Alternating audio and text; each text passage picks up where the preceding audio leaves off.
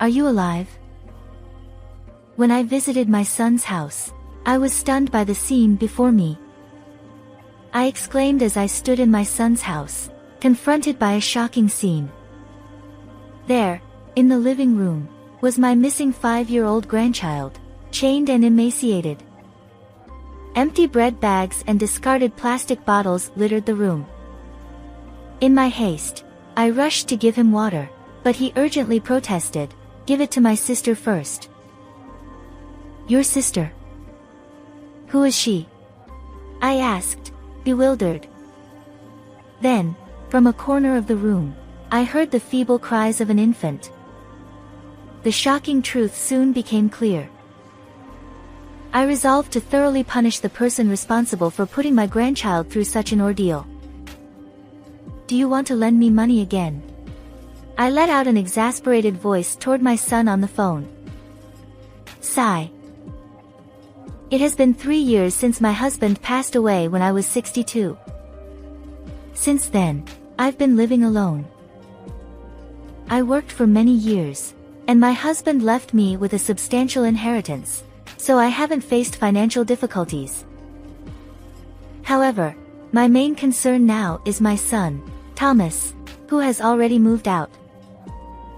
He has always been careless, even after becoming a working adult. He brought work-related items home, overslept, and consistently displayed poor work ethics.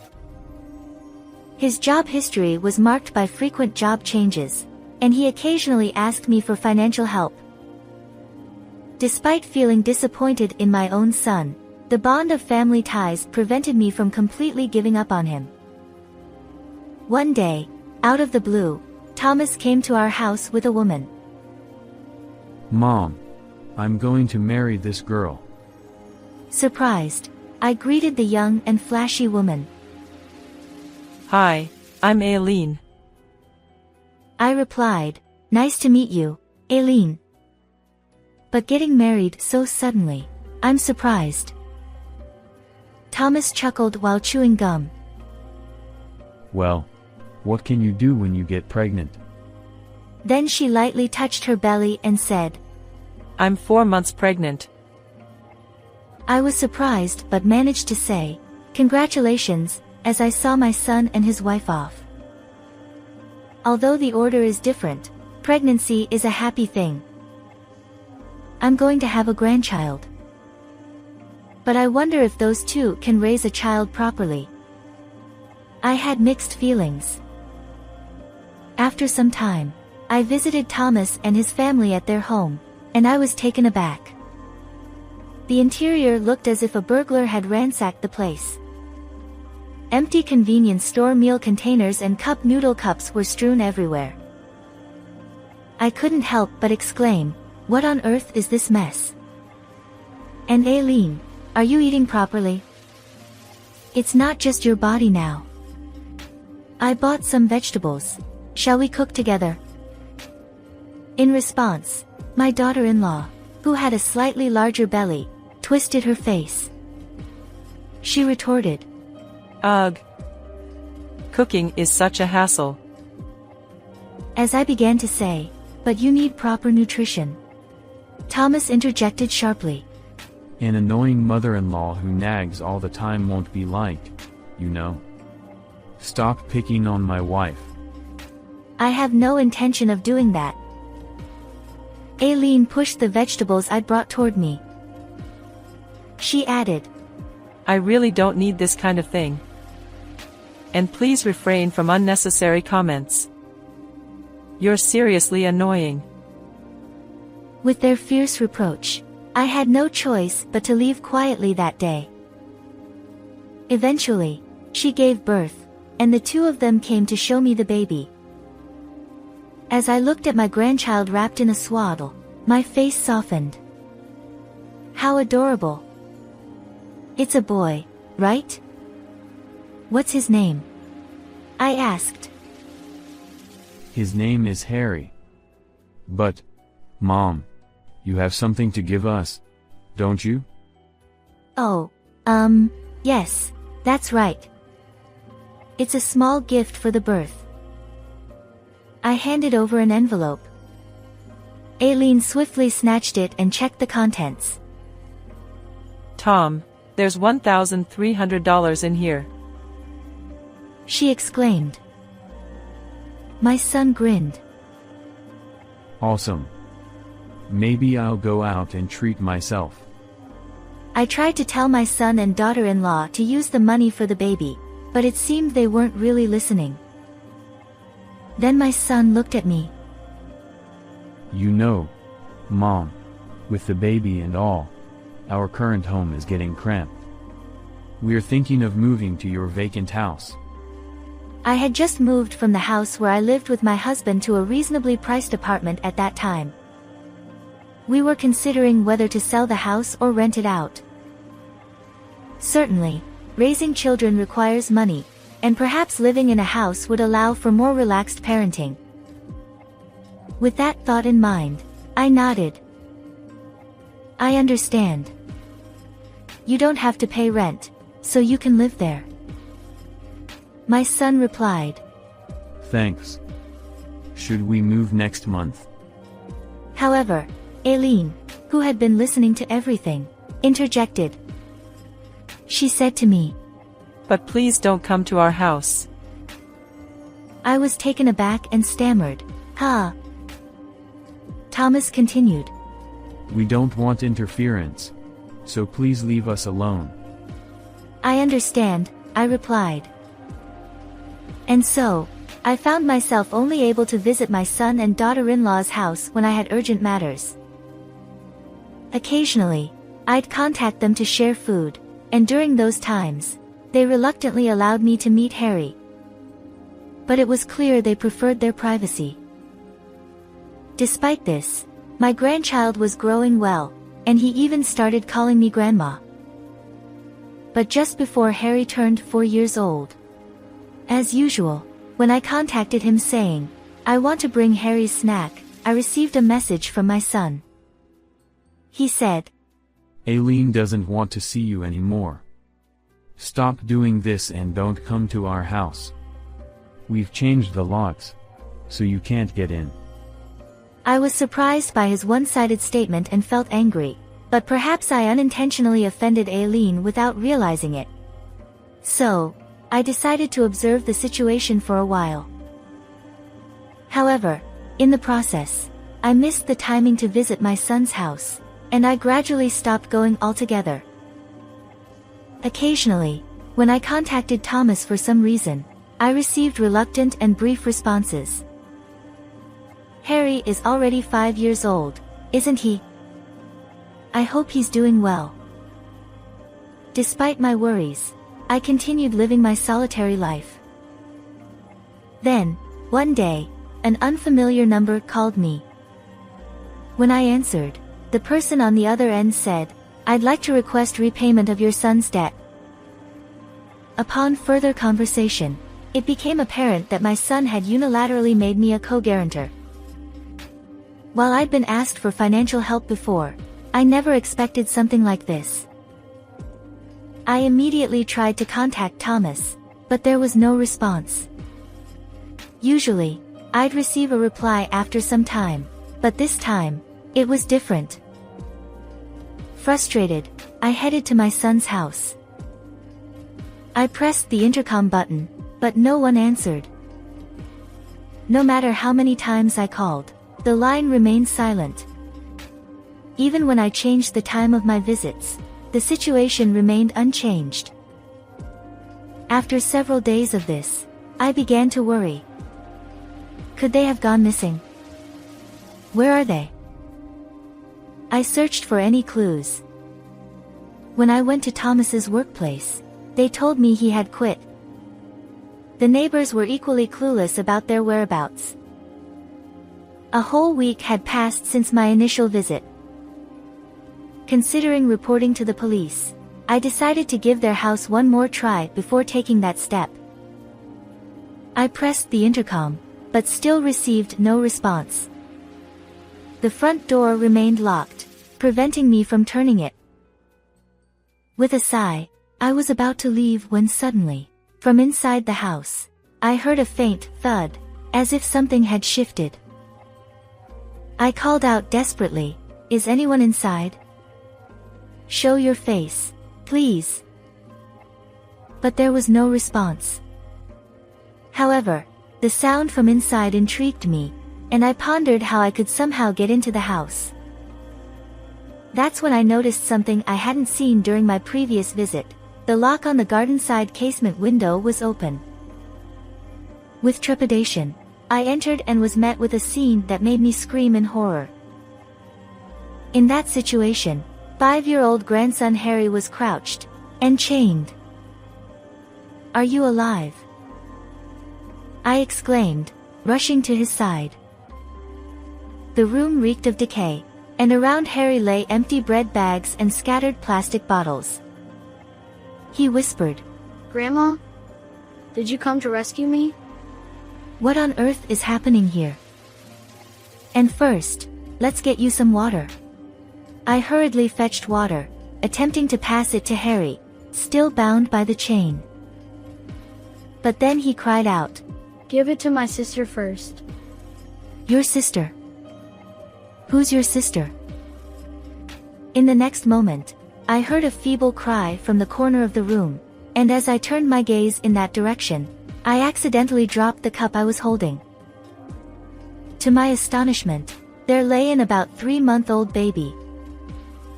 The shock of discovering this infant's existence overwhelmed me more than the distressing sight of my grandson, Harry. Both Harry and the baby appeared weakened. Desperate to help, I unfastened Harry's chain, placed him and the baby in the car, and rushed to the hospital. The examination results indicate that both individuals are suffering from malnutrition. When the doctor asked, "May I inquire about the circumstances?" I was unable to respond because I hadn't been involved with my son and daughter-in-law for some time.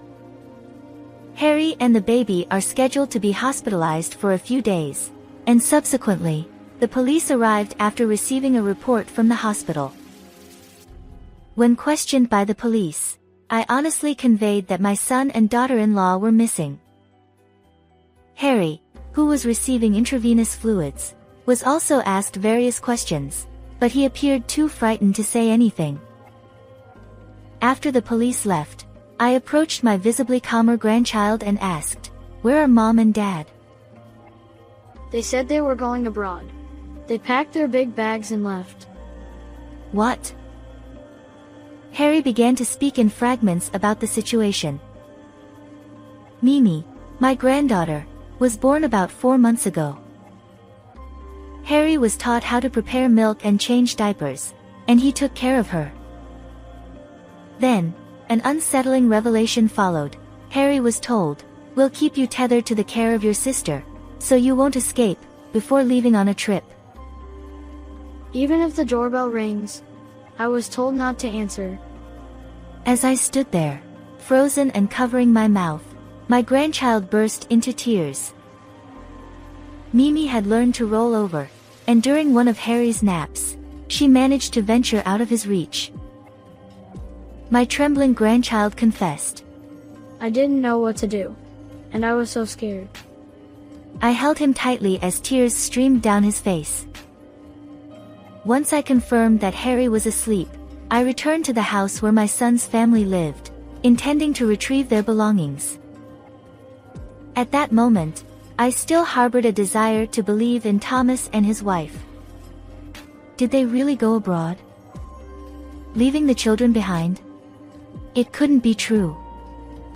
Surely, Harry had misunderstood something. As I packed the grandchildren's change of clothes into a bag and prepared to leave, my eyes were drawn to a travel brochure placed on the table. The cover bore the words, "Elegant 2-week overseas cruise," and, trembling, I picked it up. From within its pages slipped a single sheet of paper, meticulously detailing the travel plans for just the two of us. The "Congratulations on surviving childbirth trip." Incredibly, there were words saying, "The funding source borrowed money with an old hag as a co-guarantor." The moment I realized they had gone on a trip, I was furious. To subject my grandchildren to such hardship and casually go on a vacation, it's inhuman. Whether it's my son or not, I will never forgive them. And so, I resolved to punish them thoroughly. Examined their travel plans. It became clear that their return was scheduled for 3 days later. Without hesitation, I left home and took care of something. 3 days later, as I observed from the shadows near their house, Thomas and Aileen returned, looking jubilant as they pulled large suitcases. Man, that was seriously fun. The food was delicious too. Absolutely. It was amazing. Tom, thank you for taking me. Ugh. I don't want to go back yet. Let's go again soon. As they chatted, turning the corner at the street where our house stood, they froze in shock. Hey, what's going on here? What happened? In front of the house, all their belongings had been moved out and stacked up. So, that something I mentioned was precisely this. In a state of panic and disbelief, I appeared before the two of them. Did you enjoy your trip? I asked, and Thomas looked startled when he saw me. What the heck is going on, old hag? I'm asking if the overseas trip that subjected your own children to such experiences was enjoyable. In response to my angry voice, my son and daughter-in-law momentarily flinched, but then immediately counterattacked one. Didn't we tell you not to come near our house? Did you just barge in? I sighed. If I hadn't been involuntarily made a co-guarantor, I wouldn't have gone. And when I saw that window open, I couldn't resist. Besides, this house is in my name. Is there a problem? Then, Eileen's expression changed as if she had been startled. The daughter-in-law exclaimed, Wait a minute. Where are the kids? Let us see them. To which I replied, the children are currently hospitalized. They are being taken care of at the hospital. Unexpectedly, their faces registered surprise upon hearing my answer. You left water and food for them, but the quantity was insufficient. By the time I found them, they had already run out. Given their poor nutritional state, hospitalization was inevitable, I continued. My son and daughter-in-law attempted to say something while glaring at me, but I promptly interrupted them. Furthermore, Mimi has learned to roll over and has managed to move out of Harry's reach while chained. If I hadn't found her in time, she might not have survived. As I spoke sternly, Eileen's expression clearly showed her embarrassment. However, Thomas lashed out at me.